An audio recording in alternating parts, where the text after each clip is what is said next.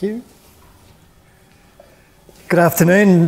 It's really nice to be here. Thank you for the warm welcome. I've got a wonderful piece of technology which I'm using for the first time today, and luckily I do have a bit of experience because I was a bit of an Etch-a-Sketcher champion when I was a kid, so this is the modern version for anyone sort of old enough to know what that was. My talk today is about shaping the destiny of the place where you live. And I guess what we're talking about there is that nebulous thing called regional development. And we'll talk about a little more about that as we go. But before I kick off, I wanted to take the opportunity to just acknowledge the Indigenous owners or the Indigenous custodians of the land on which we're meeting, the Darumbal people. And I do that for very sincerely and for a number of reasons. And one of those is that in recent times, my work has taken me to some quite interesting parts of Australia where I've been fortunate enough to work with many Indigenous groups. So that's something I feel strongly about. I'd like to get your juices going a little bit and thinking about this thing, about your role in shaping the future of this place, by just asking just a couple of you at random, where are you from? Janice, where are you from? Right now, Rockhampton. Right now, Rockhampton. Could I ask you, madam, where are you from? Australia. Australia. In the front again, please. Brisbane. And you, sir? I was born and raised in Brisbane. So what we're getting there is a sense that where we're from is not necessarily the place where we're actually living at the moment and investing our time and our energy. If I reflect back to how that fits with that Indigenous perspective, the same kind of thing sort of happens. What happens there is that most Indigenous people, the Aboriginal people that I know well, will automatically use that question to frame where their country is and where their mother's country is and where their father's country is. That place that is really, really important. But if we're going to take a real stakeholding in developing our place, we really have to have an investment in it, don't we? And all of us at the moment are living in this place, you know, and we're going to interact in that journey with people from all over the world. And one thing that in my travels, and I do move around a lot in my role, is the shrinking nature of the global world that we're in. It really is a situation now where we're all in it together, where you can move from country to country and move from region to region and find many similar issues, particularly those that relate to environment, sustainability, and those cultural preservations of strong values. So just in terms of, to give you a little further background, where the kinds of places that I've been working, now this is a perfect representation of Australia here, and of course that's Tassie. Just to give you some idea of the kinds of places that I've been working, you know, in the last while, certainly up here in the Gulf of Carpentaria, probably around a little north of us, a little west of us certainly, down on the Eden Twofold Bay area of the far south of New South Wales, Broken Hill, 16 communities outside of Broken Hill, Walgett, Wilcannia, Burke and those kind of places. Western Australia, Geraldton, Murchison and Piawadjuri and some remote communities in that part of the world. And of course, all of the capital cities through my journeys. So what have I found and what have I observed about regional development and getting things done? Certainly, firstly, a commonality of purpose, that most of us want the same kinds of things. That we all want a prosperous economy, we all want good services, and we all want to feel connected and valued in the place where we live. We want good leadership, we want good infrastructure, we want all of those things. Even working beyond Australia, I worked for a while in Bougainville in the South Pacific, back in '05, and the aspiration was exactly the same. People wanted the same thing. Maybe their benchmarks weren't as high, but people essentially want those same sort of values. There's a difference, though, between getting stuff done in regions and in cities, and I want to relate that back to what I would think is access to capital. And when we talk about capital, some of us think of capital just in terms of a dollar value or a monetary capital, or perhaps in an asset base. But of course, you people in this room know that capital is far beyond that. We have social capital, we have cultural capital, we have our environmental capital. Yeah? And in the cities, a lot of the capital that people are able to access is what I call denser. There's stronger connections, closer to connections between people, between knowledge providers, between financiers, between partners. When we get out into regions, we find that there is a corresponding lag, or if you like, a disadvantage in regions. And the ABS will tell you some statistics that go along the lines of the further you are from your capital city and your major metropolitan area, the more disadvantage you're likely to incur. And that comes across in many ways. It's your health, even your longevity, your educational status, your access to university, the income that you're likely to earn.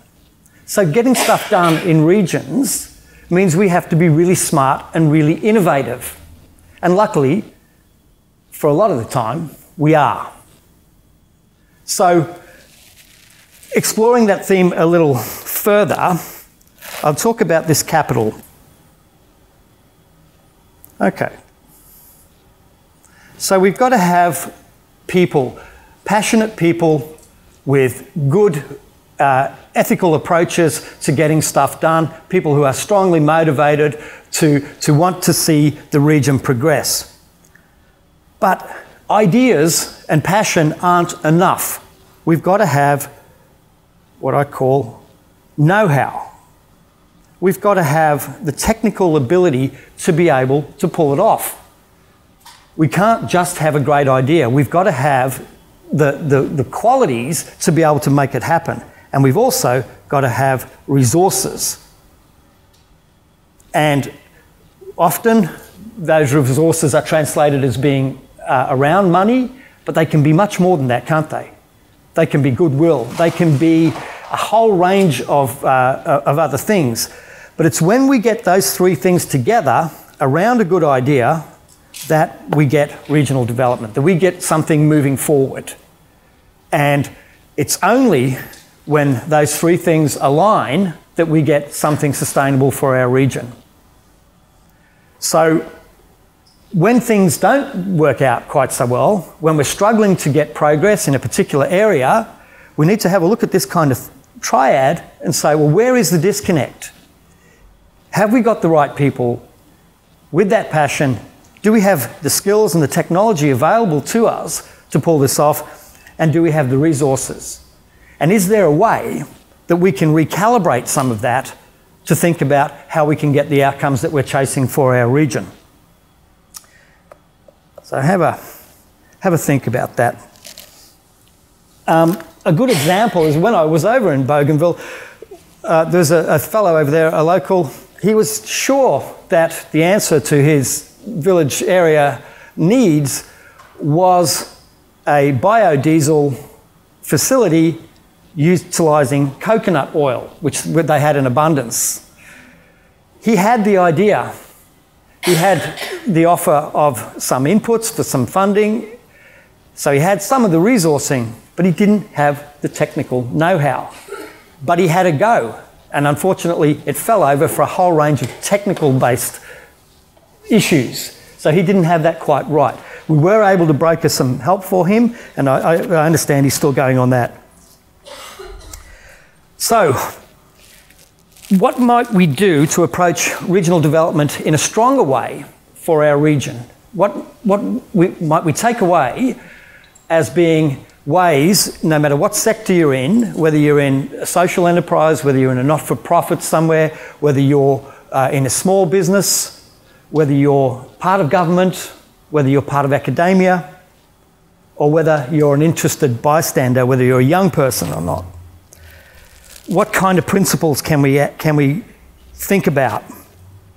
And as I said in that triangle before, it's really about bringing those three forms of capital together.